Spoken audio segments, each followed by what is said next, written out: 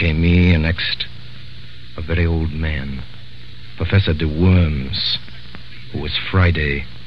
The red flower in his buttonhole showed up against a face that was literally discolored like lead.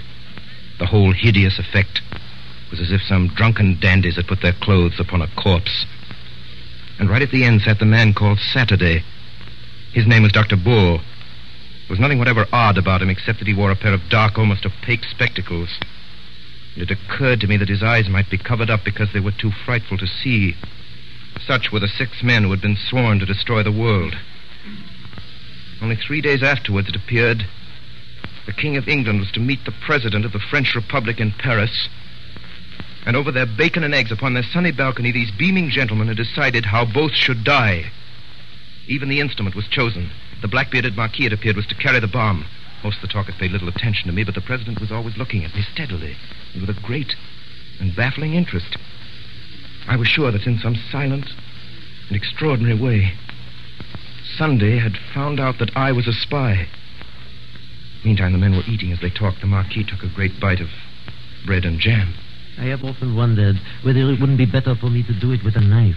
And it would be a new emotion to get a knife into a French president and wriggle it around. You're wrong. The knife was merely the expression of the old personal quarrel with a personal tyrant. Dynamite is not only our best tool, but our best symbol. It expands. It also destroys because it broadens. And a man's brain is a bomb. My brain feels like a bomb night and day. It must expand. It must expand. A man's brain must expand. If it breaks the universe. I don't want the universe broken up just yet. I want to do a lot of beastly things before I die. I thought of one yesterday in bed. The question, gentlemen, is how Comrade Wednesday is to strike the blow. As to the actual arrangements, I suggest that tomorrow he should go first of all. Before we discuss that, I have something very particular to say. The instant of choice had come at last. The pistol was at my head. More speeches, more compromise. Go. Sit down with the other gentlemen at this table. For the first time this morning, something intelligent is going to be said. I sat down first. No one except me seemed to have any notion of the blow that was about to fall. Comrades, we have spun out this farce long enough. We were discussing plans and naming places. I propose that those plans and places should be left wholly in the control of Comrade Saturday, Dr. Bull. Not one word more about the plans and places must be said at this meeting. They all moved feverishly in their seats, except me. I sat stiff in mine with my hand in my pocket and on the handle of my loaded revolver. Gentlemen, there is a spy at this table. I will waste no more words. His name... I half rose from my seat, my finger firm on the trigger. His name is Gogol. He's that hairy humbug over there who pretends to be a Pole. How in God's name did you know? And now, my man, I gather that you fully understand your position. You bet. I see it's a fair cop. All I say is I don't believe any Pole could have imitated my accent like I did his. I concede the point. I believe your accent to be inimitable, so I shall practice it in my bath. Do you mind leaving your beard with your card? Not a bit. Tuesday, if you ever tell the police or any human soul about us, I shall have exactly 2.5 minutes of discomfort. On your discomfort, I will not dwell. Good day. Mind the step. The detective who had masqueraded as Gogol rose to his feet without a word and walked out of the room with an air of perfect nonchalance.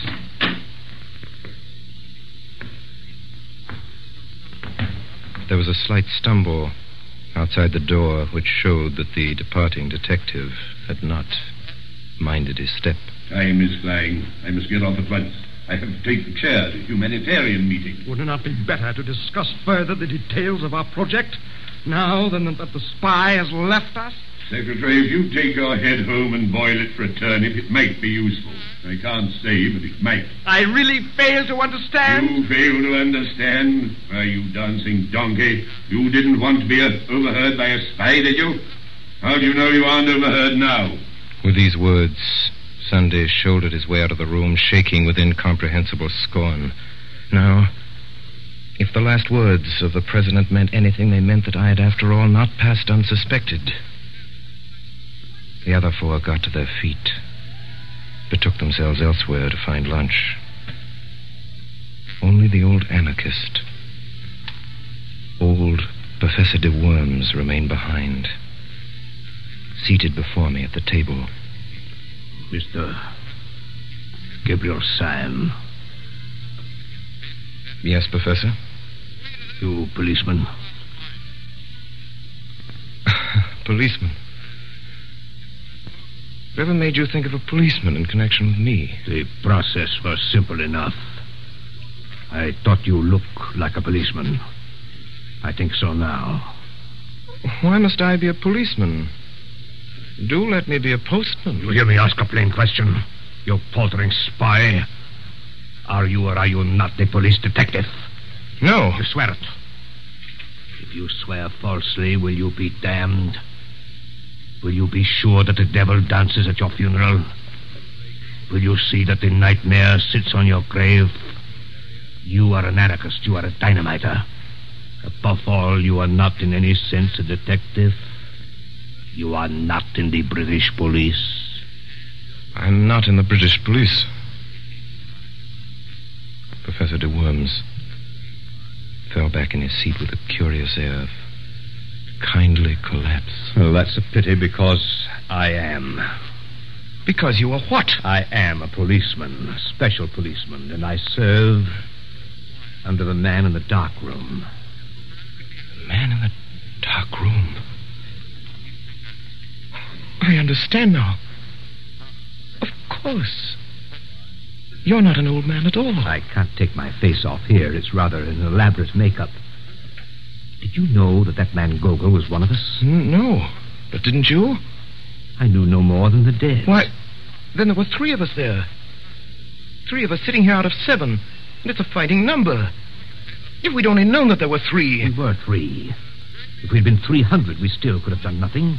Not if we were 300 against 4. No. Not if we were 300 against Sunday. Professor, it's intolerable. Are you afraid of this man? Yes, I am. So are you. Yes, you're right. I am afraid of him. Therefore, I swear by God that I will seek out this man whom I fear until I find him and strike him on the mouth. If heaven were his throne and the earth his footstool, I swear that I would pull him down. How? Why? Because I'm afraid of him. And no man should leave in the universe anything of which he is afraid. Have you any idea exactly what you're going to do? Yes, I'm going to prevent this bomb being thrown in Paris. Have you any conception how? No. You remember, of course, that when we broke up rather hurriedly, the whole arrangements for the atrocity were left in the private hands of the Marquis and Dr. Bull. The Marquis is by this time probably crossing the Channel. The only man who knows where he's going is Dr. Bull. Confound it, and we don't know where Bull is. Yes. I know where he is. Will you tell me? I'll take you there. What do you mean? Would you join me? Will you take the risk? Young man, you think that it is possible to pull down the president. I know that it is impossible, and I'm going to try it.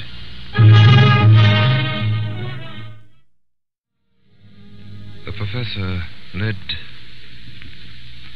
me to a very respectable inn. And in that place we dined very thoroughly. Can you play the piano? Yes, I'm supposed to have a good touch. You would have done just as well if you could work a typewriter. Thank you. You flatter me. Listen to me. There is no man except the president who is so seriously startling and formidable as Dr. Bull, that little grinning fellow in goggles. Depend on it.